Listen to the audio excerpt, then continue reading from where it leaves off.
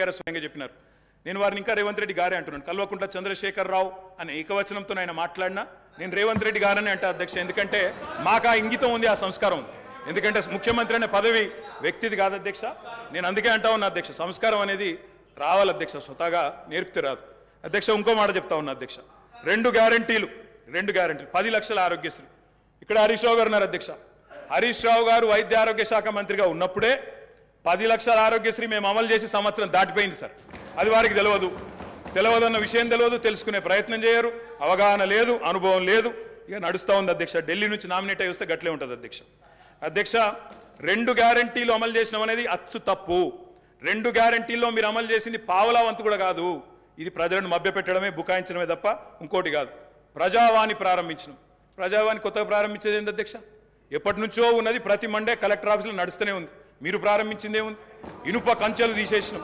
నేను అడుగుతా ఉన్నా అధ్యక్ష, ఇనుప కంచెలు ఎవరేసినారు అధ్యక్ష? ఇనుప కంచెలు ఎవరేసినారు?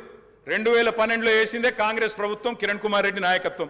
వాళ్ళు వేసిన కంచెలు వాళ్ళే తీసి ఆ ఇల్లును బట్టన్న కప్పచెప్పి ఇప్పుడు అక్కడ ముఖ్యమంత్రి ఉంటలేరు కాబట్టి సహజంగా అక్కడ సెక్యూరిటీ అవసరం లేదని సెక్యూరిటీ తీసేసి దానికి మేమేదో గోడలు బద్దలు కొట్టినాం, కంచెలు తీసేసినాం అధ్యక్ష. ఈ బిల్డప్లు ప్రజలు నమ్మరు అధ్యక్ష.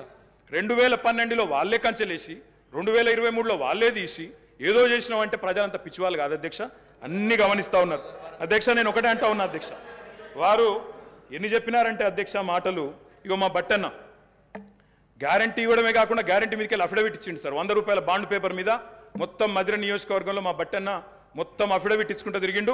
ప్రజలు నమ్మతలేరో నమ్ముతారో నమ్మరో అని చెప్పి అఫిడవిట్ ఇచ్చిండు అధ్యక్ష. నో ప్రాబ్లం, తప్పకుండా వారు చేయాలనే కోరుతున్నాం, చేస్తే పూర్తిగా సహకరిస్తామని చెప్పి కూడా తెలియజేస్తా ఉన్నాం.